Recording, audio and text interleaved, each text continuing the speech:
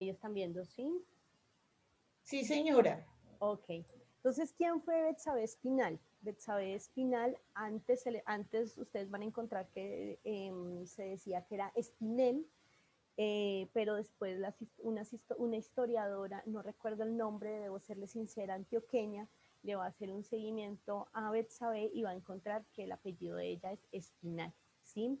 Fue una hilandera y una de las líderes sindicales que dirigen la primera huelga de obreras de Colombia en la fábrica de textiles de Bello, Antioquia, del 12 de febrero al 4 de marzo de 1920. Si bien esta huelga no fue la primera huelga en Colombia, se considera que sí fue la primera vez que las mujeres se organizaron para reclamar sus derechos laborales. ¿Por qué es tan importante esta huelga? Bueno, porque digamos, la fábrica tenía el 80% de los trabajadores o trabajadoras de la fábrica eran mujeres entre los 13 a 25 años, ¿sí? Tenían jornadas de más de 10 horas, curiosamente sus compañeros solamente trabajaban 8, o sea, cada vez que los hombres salían, ellas seguían trabajando, y ganaban menos de un 250% que sus compañeros varones por las mismas labores que venían haciendo. Pero aparte de Ana eso, María, se está escuchando señora, súper lejos. Qué pena. ahí, bueno, entonces voy a volver a contarles si se me fue. Les decía que Betsabe Espinal es una lideresa, digamos, podríamos decir que es una de las primeras lideresas sindicales en Colombia. Fue una hilandera y ella dirige la primera huelga de obreras de Colombia en la fábrica de textiles de Bello, o de tejidos, perdón, de Bello, Antioquia. Esta huelga se dio del 12 de febrero al 4 de marzo de 1920.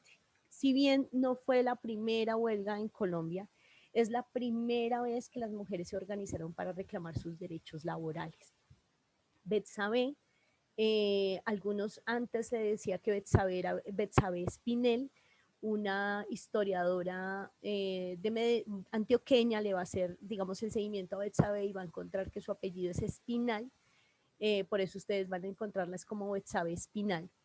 Va a encontrar que esta mujer, algunos, aquí digamos que hay como muchos mitos, digamos, frente a Betsabe. Unos dicen que sabían leer, otros dicen que no sabía leer, eh, pero curiosamente va a ser una mujer que va a estar muy preparada para defender los derechos laborales de sus compañeras, además porque tenía claro que eran sus derechos laborales.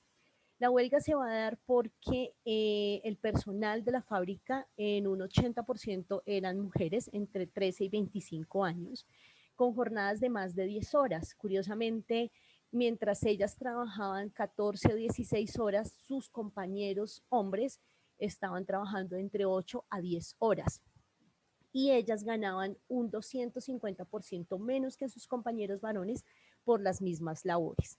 Pero aparte, digamos, de esas brechas de desigualdad que tenían, que digamos que se presentaban en la fábrica de tejidos, van a ocurrir dos cosas que ella va a poner, digamos, en el escenario público. Una es las constantes multas que a ellas les colocaban para poderles reducir el sueldo. O sea, tras de que ganaban muy poquito, el capataz de la fábrica por cualquier cosa va a hacerles multas. Una de esas multas, por ejemplo, era enfermarse sin avisar primero, o sea, sin previo aviso. O sea, ellas tenían que, más o menos lo que le decía el capataz era que tenía que avisarles 15 días con anterioridad que se iban a enfermar, ¿sí? Como para que él pudiera buscar el reemplazo. Y por enfermarse les hacían unos descuentos por llegar tarde, por hablar muy duro, por reírse o o por no hablarle. O sea, si él quería hablarle, si elegía y ellas no querían hablarle, les ponía una multa. Pero hay una cosa muy importante aquí para que comencemos a mirar cómo eran esas brechas de desigualdad y cómo son esas condiciones de precariedad que incluso hoy en día se siguen presentando. Una de las cosas que llama más la atención a los medios es que ellas exigen dentro de su pliego de negociación para levantar la huelga que las dejen ir con zapatos al trabajo. Y entonces van a comenzar a hacer, digamos, en ese momento van a comenzar a hacer una, una investigación de por qué ellas exigían esto y era por lo siguiente. El capataz o los capataces de la fábrica decían que las obligaban a ir descalzas porque habían unas que podían comprar zapatos y otras no. Entonces, para que hubiera igualdad, todas debían ir descalzas. Pero más allá del tema, las obligaban a ir descalzas porque cuando eran abusadas sexualmente no podían pegarle, digamos, con sus zapatos a los hombres o no podían hacer ruido. Entonces era más fácil accederlas carnalmente. Ellas van a colocar esto y curiosamente se dice, no es tan seguro, pero se dice, bueno, ellas, una de las cosas que proponen dentro de su pliego de peticiones para levantar la huelga es que el capataz, el máximo capataz que permitía, digamos, todas estas cosas y era el que imponía las multas, fuera despedido y se dice que se accedió a que fuera despedido y ellas levantan la huelga logrando todas las reivindicaciones que en ese momento se pedían. ¿Y por qué la lograron? Pues porque no solamente ellas se organizaron, sino que, digamos, la población, voy a decirlo así, la población civil que estaba alrededor de la fábrica comienza entonces em, a apoyar este movimiento, comienza a apoyar a las mujeres. Es decir, y esto, al igual que vamos a ver con la Unión Sindical Obrera, esto quiere decir que el sindicalismo para lograr realmente cambios no se sirve el solo, necesita generar movimientos sociales y necesita acercarse a los movimientos barriales, porque cuando logramos los espacios barriales, comunitarios, los otros movimientos sociales también entiendan que el sindicalismo, los sindicatos o el sindicalismo hace parte de esas luchas conjuntas, somos más y podemos generar mucha más acción, mucho más impacto, digamos, en nuestras diferentes acciones. Pero cuando nos separamos, entonces el movimiento sindical, lo barrial, lo comunitario, le quita trascendencia y le quita respaldo y protagonismo al movimiento sindical. Y ese ha sido uno de los, digamos, de los puntos que hemos comenzado, digamos, a entender desde la unión, desde la Central Unitaria de Trabajadores y desde diferentes sindicatos, y es que tenemos que volvernos a acercar a lo barrial, a lo comunitario, a lo campesino, a lo rural, no solamente en nuestro nicho de mercado, sino abrirnos a otras posibilidades y apoyar claramente otras luchas para que apoyen las de nosotros. Esa, digamos, es Betsabe Espinal. Sin embargo, tenemos otra mujer súper importante que es María Cano, como la conocemos, la roja flor del trabajo de la clase obrera, o la flor del trabajo, o la flor de la clase obrera, como ustedes quieran llamarlo. María Cano es una mujer que va a representar hasta el día de hoy o va a ser una de las mayores, uno de los mayores personajes que a nivel del sindicalismo en Colombia y a nivel de mujeres va a tener mucha significancia por lo que hizo, no solamente en Barranca, sino en otros espacios, y porque además ella fue una de las organizadoras o las cofundadoras del Partido Socialista en Colombia. Pero aparte de eso, porque ella va a generar, a diferencia, digamos, de Betsabe, María Cano va a generar una cosa muy bella con los obreros y las obreras de diferentes lugares y ya les voy a decir qué es. Las voy a invitar, antes de continuar con María Cano, los voy a invitar a que veamos un video que también hay sobre ella, muy chiquito, para que conozcamos la historia de María Cano. No sin antes contarles que les voy a dejar en el chat también un link de un video por si quieren verlo de 25 minutos que hace sobre Betsabe Espinal Teleantioquia. Digamos que es una historia, ellos dicen que no pueden hacer precisiones que fuera así, digamos, como ocurrió el hecho, pero trata de recoger muchos elementos que son importantes, digamos, para las luchas de las trabajadoras en Colombia. Ya les voy a colocar aquí el de María Cano para que ustedes lo vean.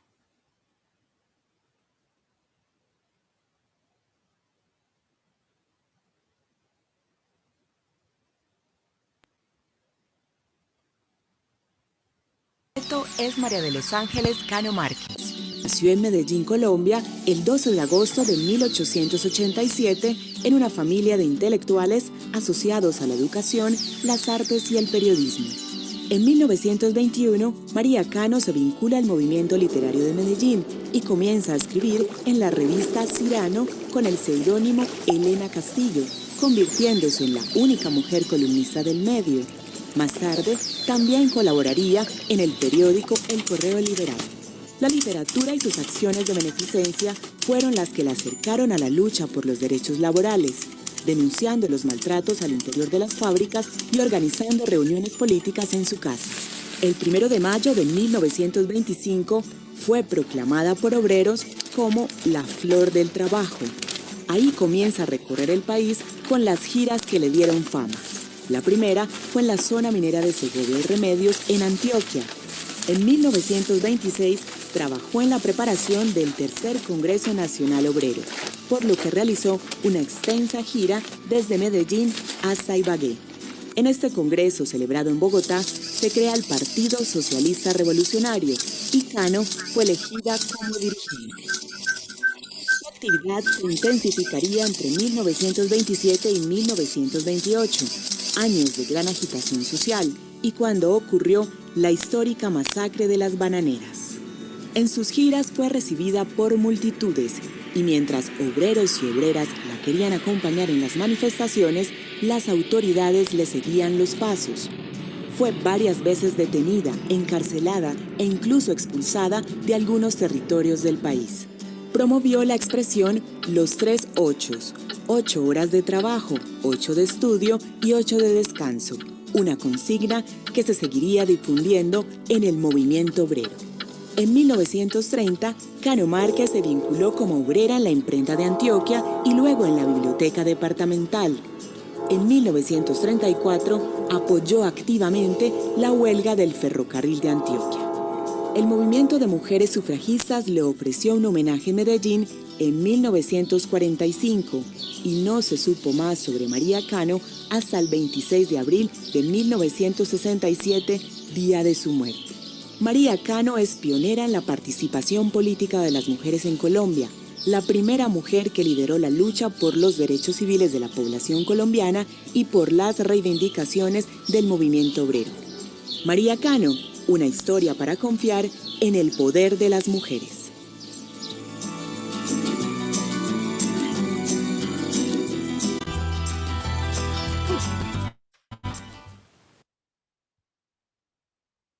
Bueno,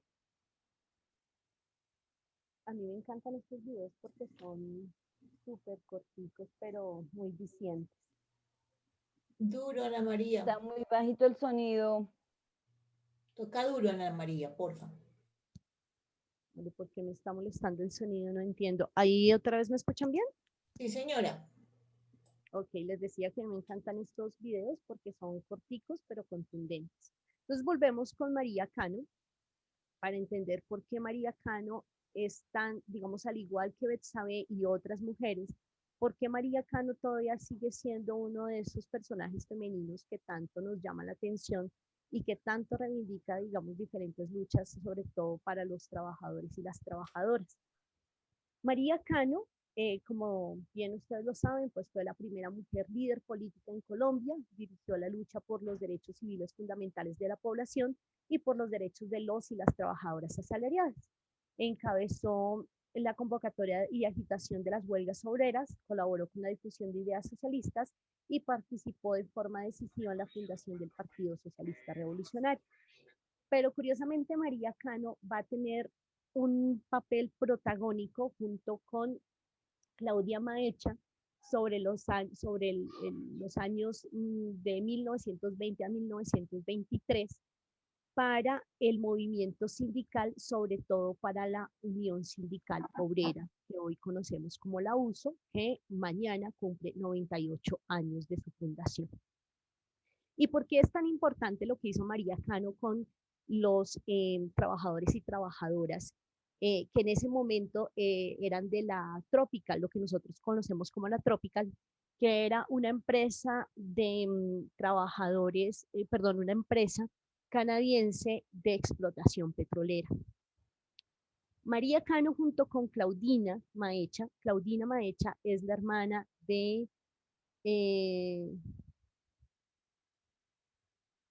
se me fue el nombre de este líder sindical del abuso, también de apellido Maecha. Raúl Eduardo Maecha. Sí, gracias. De él, y van a hacer algo curioso, y es que ellas van a comenzar a enseñarle a leer y a escribir a varios trabajadores y trabajadoras de la trópica. Pero no solamente los enseñaban a leer y a escribir, sino que con Claudina, algo que hacía María Cano, no solamente con ellos, sino a todos los lugares a donde iban, era que iniciaba siempre leyendo partes del movimiento, del manifiesto comunista, como una forma de impulsar a los y las trabajadoras para una lucha de clases. Claro, en ese momento no vamos a hablar de lucha de género porque, como ustedes lo vieron, como lo vimos la clase pasada, la categoría de lucha de género va a ser sobre los años 60. Sin embargo, ella va a impulsar... ahí. Qué pena. No se escucha bien. ¿Hasta dónde me escucharon? Todo, sí se está escuchando. Sí, Ahora sí. Tienes que acercarse el Ahora sí. micrófono. Ahora sí, ok. ¿Hasta dónde me escucharon? Ella iniciaba sus clases con la lectura del manifiesto Comunista. Ajá. Para Sí, ya. comenzar, digamos, a generar dentro de los y las trabajadoras la idea de lucha de clases y la reivindicación del proletariado en Colombia.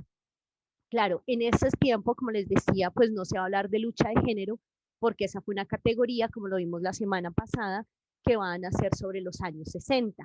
Sin embargo, María Cano va a tener, aunque digamos ella no se va a proclamar a sí misma como feminista como tal, sí va a tener, digamos, un claro enfoque de género en sus discursos. Y María Cano va a hablar no solamente de los y las trabajadoras, sino que va a incitar a que los y las trabajadoras se organicen. Tanto es, digamos, digamos, hizo María Cano, sobre todo con los y las trabajadoras de multinacionales, que pues obviamente a ella la van a denominar la flor del trabajo, y hará parte en 1927 de la huelga del abuso en el puerto de Barranca Bermeja, en donde se pedían reivindicaciones de salarios justos, atención médica, frenar despidos, entre otros. Demandas, pues obviamente fueron contrarrestadas por el Estado desde la represión y el asesinato. Sin embargo, digamos, los procesos que hizo María Cano junto con Claudina Maecha y su hermano, y su hermano Eduardo Maecha, si no estoy mal, va a hacer que los obreros se unan y creen la Unión Sindical Obrera, la USO. Pero va a ser tan fuerte lo que va a generar la USO al interior de la Tropical, que más adelante esa lucha que dieron los y las trabajadoras, en ese momento los y las obreras, en el puerto de Barranca, y a partir de esa huelga se va a generar lo que hoy conocemos como Ecopetrol. O sea, importante tener en cuenta que son, digamos, esos personajes como María Cano y como Betsabe Espinal los que han de una u otra forma formado el movimiento sindical.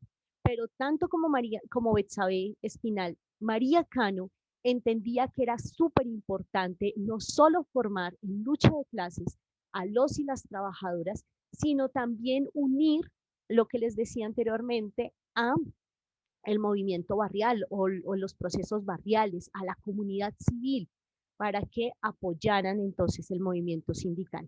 Y pues claramente, digamos, muestra de esto es que si ustedes van a Barranca Bermeja, se van a encontrar que todavía la gente, aunque ha ido disminuyendo, todavía la gente apoya a la Unión Sindical Obrera, ve al abuso como una forma de representación de sus necesidades, y pues muchas de las huelgas que ha hecho la USO han sido apoyadas por otros movimientos que son importantes allí reivindicarlos.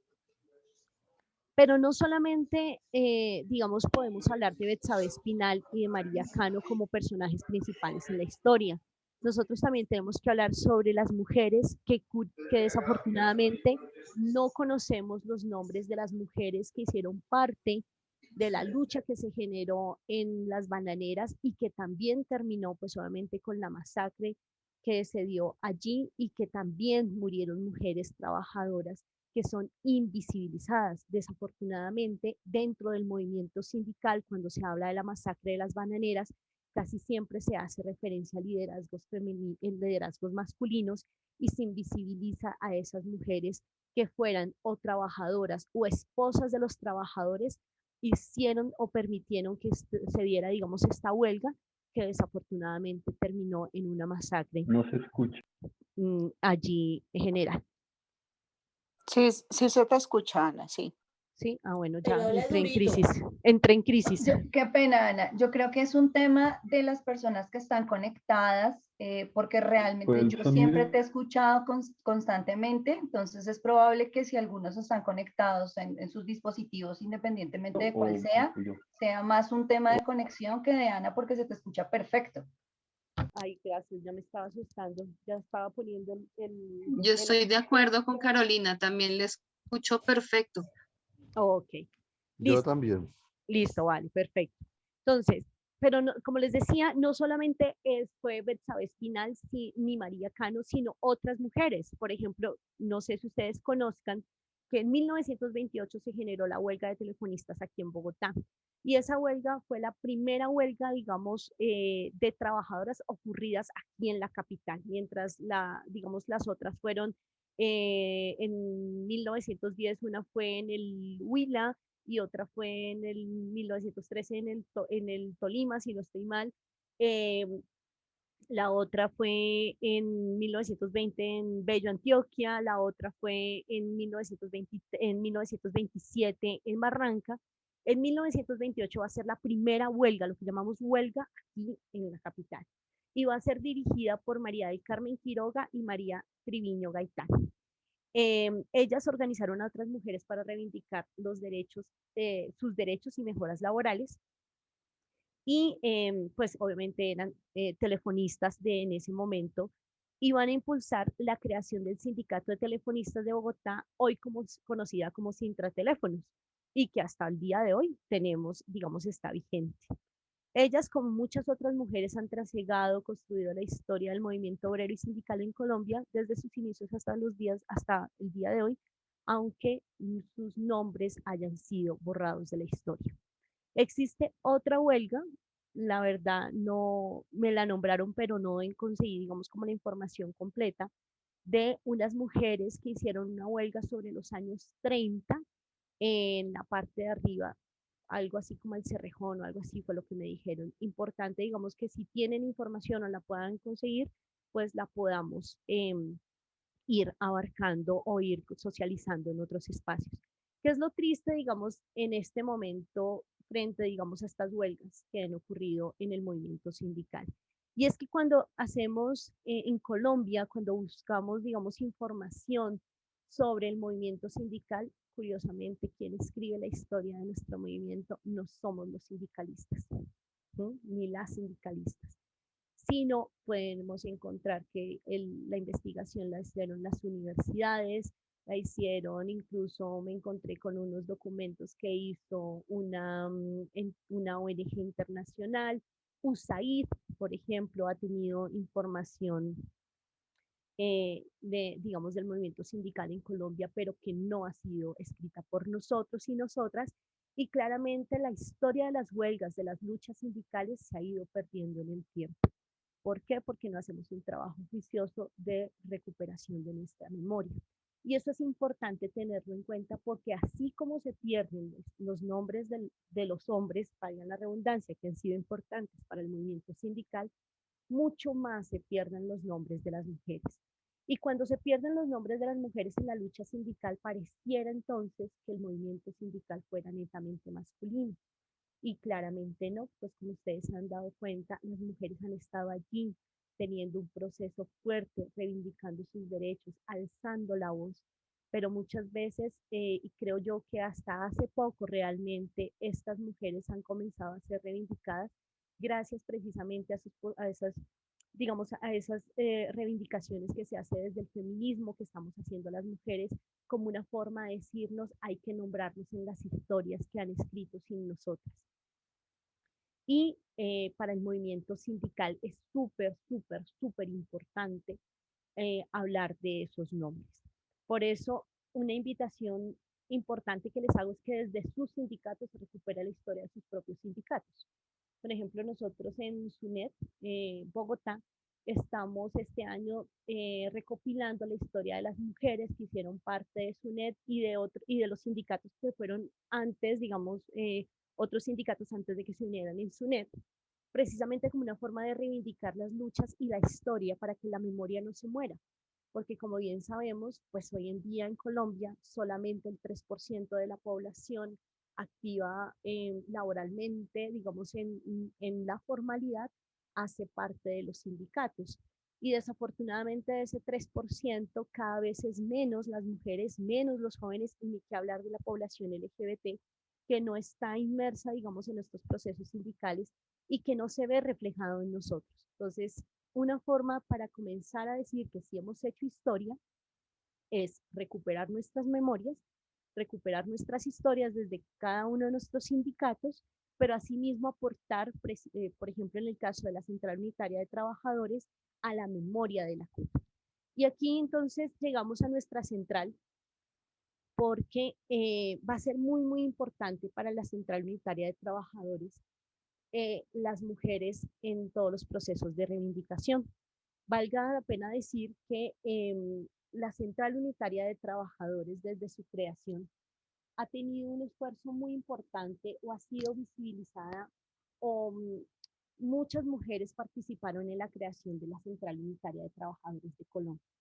Entre ellas, yo quiero resaltar a dos mujeres, una, no sin decir que las otras no son importantes, sino que creo que es importante ellas dos porque aún siguen, digamos, en la lucha política y porque curiosamente fueron en su momento referentes para la creación de la Central Unitaria de Trabajadores. Una de ellas es Aida Bella. Aida Bella, como ustedes lo saben, pues ella es política, psicóloga colombiana, dirigente sindical y contribuyó a la creación de la Central Unitaria de Trabajadores. Se destaca además por haber sido una de las mujeres que participó en la Asamblea Nacional Constituyente de 1991 y es sobreviviente del genocidio de la UP. Actualmente es congresista de la República y sigue en su lucha por los derechos laborales. Importante, antes digamos, de continuar con la Central Unitaria de Trabajadores o la historia de la Central Unitaria, recordar que nosotros, los y las sindicalistas en Colombia, hemos tenido una historia de lucha literalmente de genocidios y de exterminio. Ser sindicalista en Colombia no es fácil. Y en ese sentido, cada lucha que hacemos hay que reivindicarla y hay que ponerla en el escenario político y en el escenario público. ¿Por qué? Porque no ha sido fácil para nosotros desde el inicio, porque hemos estado en un gobierno o en un estado que históricamente ha sido un estado fascista, en donde al movimiento sindical se le han achacado todos los males de este mundo. Si ustedes hablan, por ejemplo, con muchas personas, curiosamente jóvenes y no tan jóvenes, se van a encontrar con que la historia del movimiento sindical contada digamos, a la sociedad civil es siempre la misma, y es que los sindicatos acabamos con las empresas. Entonces, y además de eso, como ustedes se dieron cuenta, el sindicalismo tiene unas claras bases socialistas, marxistas y revolucionarias, en la medida que pone, digamos, en tela de juicio esas medidas económicas hegemónicas que van en contra de la precarización de la vida de los hombres y las mujeres que nos movemos o nos enunciamos como trabajadores y trabajadoras. Antes podíamos decirnos obreros y obreras, algunos y algunas dicen eso ya no existe, hay que decir trabajadores o trabajadoras. Otros dicen no hay que decir ni trabajadores ni trabajadoras, ni obreros ni obreras, sino proletario. Existen muchas maneras de enunciarnos, pero eso no significa que una sea más válida que la otra, ni que esté mal dicha ninguna. porque todos somos obreros y obreras, somos parte de un proletariado, es decir, de la clase que genera eh, la riqueza dentro del capitalismo, aun cuando la riqueza quede en manos de un 1%, pero somos los que generamos la riqueza a través de nuestro recurso, que es el trabajo, sea físico, sea mental. Y claramente, pues somos obreros y obreras, porque aunque no lo veamos, todavía estamos inmersos dentro digamos, de un esquema de fábrica. ¿En qué sentido? En que pues tenemos que generar un horario, tenemos que entregar un producto, así sea un informe, pero hoy en día se conocen como productos. Tenemos, digamos, unas distinciones, unas desigualdades frente a unos cargos o incluso a los dueños de esas fábricas o empresas, y seguimos entonces generando mano de obra barata de una u otra manera dentro de nuestra clase social.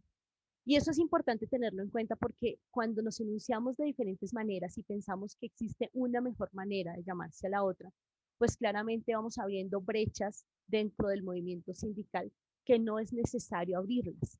A veces dentro de nuestro movimiento sindical en Colombia, en vez de encontrar puntos en común para construir, encontramos puntos de desunión para destruir y para seguir entonces generando más y más sindicatos y más, digamos, vacíos entre unos y otros. Recordarles que la Central Unitaria de Trabajadores se creó el 14 de febrero de 1986 y algunos sindicatos, o se crea a partir de algunos sindicatos que se van a retirar de la Confederación de Trabajadores de Colombia y otros sindicatos y federaciones nacionales que no tenían ninguna central. Va a crear el primer Congreso Constitutivo entre el 15 y 17 de noviembre de 1986. ¿Por qué es importante hablar, digamos, de la Central Unitaria de Trabajadores CUT? Pues porque hoy en día es la central más grande que tenemos, pero curiosamente, así como es la central más grande que actualmente existe en Colombia, pues es la central que más, digamos, violencia política y sindical ha recibido. Hoy en día la CUT hace procesos para la reivindicación y la reparación de la violencia en el marco del conflicto armado por la categoría, digamos, de ser sindicalistas. Y pues claramente lo que esto conllevó, entre ellos pues obviamente el genocidio del movimiento sindical, que el genocidio de la UP, en donde pues claramente Aida Bello es una sobreviviente. Otra persona que quiero destacar es Bertina Calderón Arias. Ella es docente y líder sindical, también contribuyó a la creación de la Central Unitaria de Trabajadores. Es docente, se destaca por su trabajo incansable para lograr las mejores condiciones laborales para los y los maestros de todo el territorio nacional, en especial de Antioquia. Y sus aportes fueron en el trabajo del género y reivindicaciones de los derechos de las mujeres fueron tan significativos que en algún momento esta escuela de la cual ustedes hacen parte tenía el nombre de ella, Bertina Calderón Arias, y se creó hace 12 años, perdón, no 12, 13 años ya, ¿cierto, Doris? 15, este año es la 15ª. Ya le quité 3 años a la escuela y perdón. 15 años lleva esta escuela de género, derechos humanos y nuevas masculinidad. ¿Por qué es tan importante hablar, digamos, de estas dos mujeres dentro de la Central Unitaria de Trabajadores? Como ustedes vieron, ellas ayudaron a la creación de la Central Unitaria. Pero aparte de eso, comenzaron a hablar dentro de la central de las luchas feministas y de la reivindicación de los derechos laborales propiamente de las mujeres.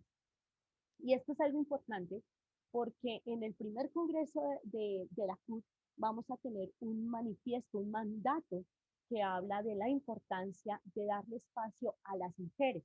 Más adelante, claramente por directrices internacionales, directrices internacionales del mundo sindical, se le va a dar una apropiación o una obligatoriedad a casi todas las centrales sindicales y a las federaciones en darles espacio a las mujeres y espacio a los jóvenes.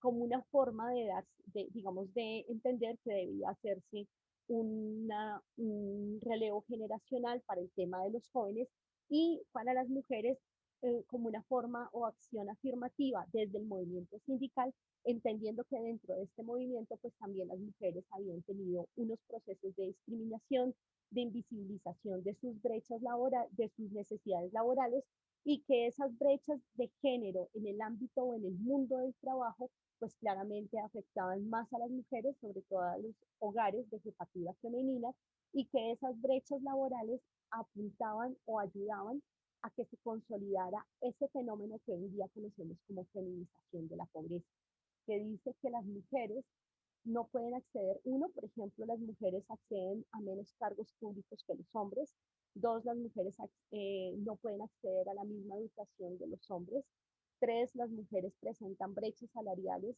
aún en los mismos cargos que los hombres y aún cuando ellas tengan, digamos, más funciones o generen más actividades laborales, pueden sufrir más violencia de género o violencia basada en género en sus espacios laborales y sindicales, violencias como violencia física, violencia sexual o acoso físico o acoso laboral y sexual, y también como una forma de reivindicar a las mujeres. Entonces no solamente se les va a exigir o pedir, o como ustedes quieran llamarlo, a las centrales y a las federaciones, en darles espacios de participación y decisión, ojo con lo que estoy diciendo, participación y decisión a las mujeres, sino que comience entonces a hacerse lo que hoy en día conocemos como negociaciones colectivas con enfoque de género.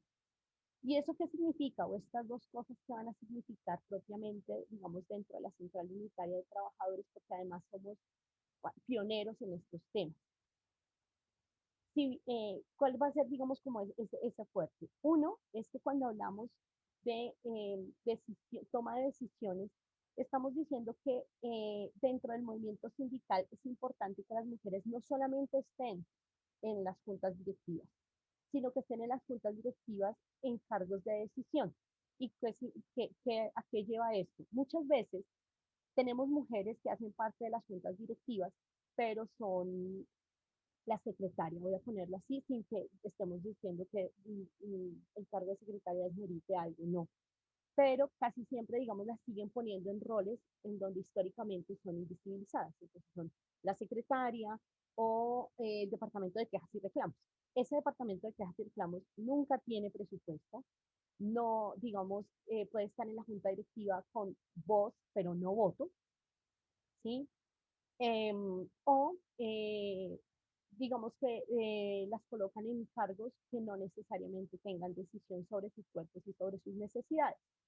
¿Qué se dice, digamos, desde la central unitaria? Y esto ha sido un constante, digamos, puesta en marcha. Lo que les decía del mandato del Congreso es que las mujeres deben empoderarse y deben ser parte de esos cargos de decisión. Es decir, que los cargos que ocupen las mujeres sean en lugares visibles, en lugares en donde haya presupuesto para generar actividades y en lugares en donde esas brechas de desigualdad, en donde esas brechas o esas discriminaciones puedan trabajarse y transformarse. Es decir, que no vale, no de nada nos sirve que, por ejemplo, estemos en el departamento de la mujer y en el departamento de la mujer no tenemos presupuesto o nos dicen que únicamente podemos tener presupuesto para el 8 de marzo. Hay que comenzar a trabajar eso y eso lo dice el mandato de la CUT en su primer congreso. ¿Qué más dice, digamos, o qué más hemos logrado desde la CUT? Y es que en digamos, en nuestros espacios de decisión hayan ejecutivos de la CUT. Desafortunadamente antes eran 3 mujeres, hoy en día es 2. Debo decir que nos falta trabajar mucho más en darle la participación política a las mujeres dentro de nuestros espacios sindicales, en pensar y reconocer que sí pueden representarnos, que sí pueden hacer un proceso fuerte dentro de los espacios, no solamente de los sindicatos, sino de las centrales y las federaciones. Y esto es necesario, digamos, entenderlo. No solamente con darles espacio de participación, sino también capacitación. En ese sentido, la Central Unitaria de Trabajadores tuvo la escuela Betsabe Espinel, que en ese momento se llamaba Espinel, que era de la CUT Nacional. En este proceso de empoderamiento estuvieron muchas mujeres que ustedes de pronto van a reconocer por los nombres, como fue Patricia Uritica, Lidia Alzate, Rosalba Gómez, que es hoy en día la, digamos, la referente del Departamento de Mujeres de la CUT Nacional. Dori Capela salió de esa escuela. Julie González salió también de esa escuela, que también fue una dirigente importante dentro de la CUT y dentro de la CUT de subdirectiva Bogotá, y que desafortunadamente esa escuela no pudo tener continuación, pero esa fue, digamos, como el primer ejercicio que se pudo generar de capacitación para las mujeres y los hombres y que va de una u otra forma a dar como resultado la escuela que ustedes hoy están teniendo, en la cual están dando. Si bien quiero hacer aquí, digamos, la aclaración, digamos, los contenidos que se veían en ese momento en la escuela Betsabe eran unos, a los que ustedes están viendo en otros, que son otros. Lo importante es entender que para la CUT, para la Central Unitaria de Trabajadores, es importante mantener estos espacios de construcción colectiva y de capacitación y empoderamiento no solamente a las mujeres, sino a los hombres a través de la transformación de sus masculinidades. Por eso es que la lucha sindical no solamente está en las calles, no solamente está en la reivindicación de los derechos, sino también en el empoderamiento de las mujeres, de los jóvenes, de la comunidad LGBT que hagan parte de estos procesos de formación y que asimismo como hagan parte de estos procesos de formación sean replicadores en otros procesos. Pero ¿cuál es el sentido, digamos, de hacer parte, digamos, de un proceso de capacitación dentro de una central unitaria de trabajadores? Y es que al final, como ciudadanos y ciudadanas de este Estado social de derechos, podamos hacer incidencia a través de una participación política activa.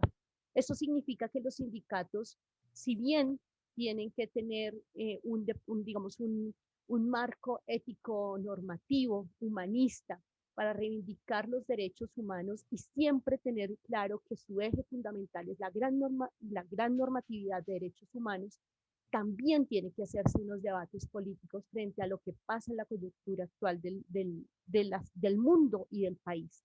Y eso significa tener debates serios con nuestros compañeros y nuestras compañeras, en donde los invitemos a que hagan un ejercicio real de ciudadanía.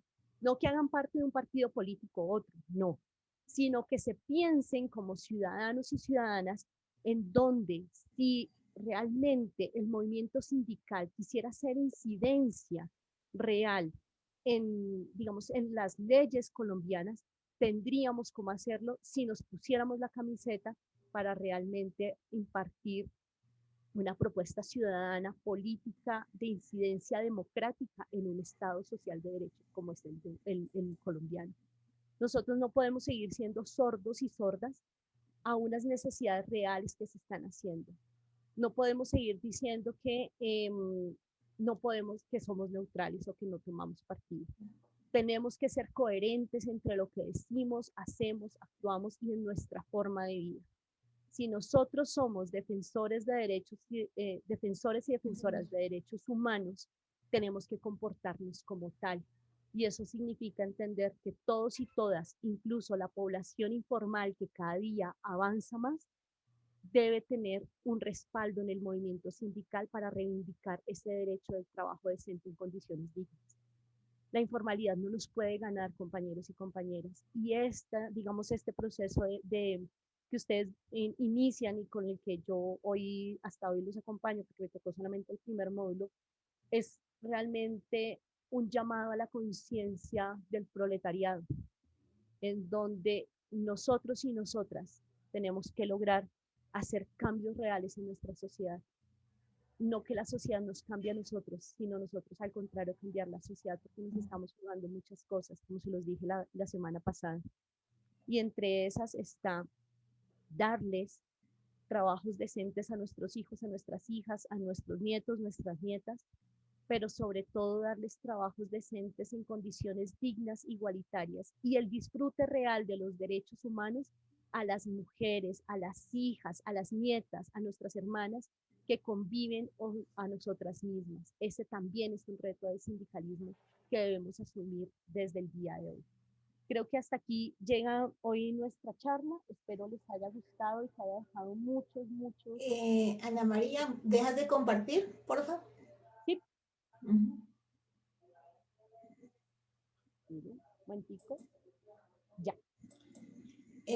Compañeras, para nosotros es muy importante este módulo que inician para que cada uno de ustedes, hombres y mujeres que quisieron estar aquí en este proceso de la subdirectiva, es importante que nos reconozcamos que somos trabajadores, tenemos unas condiciones de clase y unas opresiones de género. Y que en ese marco es que nosotros estamos construyendo el ejercicio de la ciudadanía y el ejercicio de lo que somos como sujetos políticos capaces de transformar nuestro entorno, nuestra sociedad y nosotros mismos. Para la subdirectiva es supremamente importante y valoramos el esfuerzo que ustedes han hecho porque consideramos que el esfuerzo de sacar el tiempo, porque sabemos que hay unos que tienen permisos sindicales por horas, han hecho un esfuerzo por mantenerse en este espacio. Creemos que el reconocernos a nosotros como trabajadores y como parte de la CUT es un elemento sustantivo para poder realmente mirar cómo estas nuevas formas de organización que nos exigen en medio de la pandemia y que nos obliga el capital también a reconocernos a nosotras como sujetos políticos transformadores. Para Ana María y para mí era muy importante que en este primer introducción quedara claro, uno, que es una apuesta política de la Central Unitaria de Trabajadores desde su origen hasta hoy. Hay mujeres que han pensado y que tienen una historia, que han pensado en la posibilidad de la inclusión y la visibilización de las mujeres en la política, porque eso es lo que transforma realmente los países y las ciudadanías y que permite que hayan cambios trascendentales también en la sociedad. Lo segundo que para nosotras era muy importante dejar claro que la doble opresión que existe en el transcurso de la historia y es el patriarcado y el capital, cómo esas dos condiciones nos obligan a nosotros a tomar una postura como mujeres trabajadoras clasistas que somos. Entonces, darle el agradecimiento a Ana María, que muy seguramente nos volveremos a encontrar en el camino, y a los compañeros que hoy están con nosotros, decirles, esperamos que nos acompañen, que sigamos aquí. Tres cositas antes de irnos. Uno, recordemos que hay un Classroom donde se están subiendo los materiales, donde hay unas reflexiones, porque eso es lo que nos permite a nosotros como saber en qué, hasta dónde ha llegado la reflexión de cada uno de ustedes, porque una cosa es que podamos compartir acá unos elementos, pero otra que lo podamos interiorizar y el análisis. Eso lo estamos compartiendo con las compañeras que nos están apoyando en el trabajo, pero también con el facilitador del módulo. Lo tercero que queremos decir es que si usted no puede, compañero, no ha podido conectarse con el Classroom, escríbanos por el interno, nosotros miramos cómo podemos solucionar. Cuarto elemento es que en este transcurso de esta semana, o sea, antes del martes, nosotros estamos haciendo una serie de llamadas para que ustedes aclaren dudas, inquietudes y tener realmente la certeza de quiénes estamos aquí y poder verificar la información y poder mejorar los procesos de aprendizaje que tenemos acá. Esta escuela es muy importante para la central, pero fundamentalmente para la subdirectiva. Yo quisiera decir, antes de retirarme, así como muchas pasamos por la Betsabe, quisiera decir que también aquí la compañera Esperanza, que estuvo a cargo el periodo anterior de este departamento, también pasó por esta escuela. O sea, esta escuela nos transforma y esta escuela nos deja posibilidades para seguir creciendo, y es la invitación que hacemos, creo que Ana María y yo en este momento, es aprovechemos todo lo que esta escuela nos brinda para nuestra transformación personal, pero también como el ejercicio político que hoy en la realidad nos exige. Entonces, muchísimas gracias, compañeras. Siendo las 12:58, damos el cierre y nos vemos dentro de 8 días con otro nuevo módulo. Espero que igualmente les guste y que sea realmente muy productivo el trabajo personal y colectivo que se haga en ese módulo. Muchas gracias, Ana María, por tu apoyo y bueno, siempre serás bienvenida a la escuela. Ana María también es egresada de esta escuela y espero que en algún futuro ustedes también sean parte de estos procesos de facilitador, no solamente en esta escuela, sino en muchos espacios sociales que requiere la formación. Bueno, compañeros, muchas gracias. Hasta luego.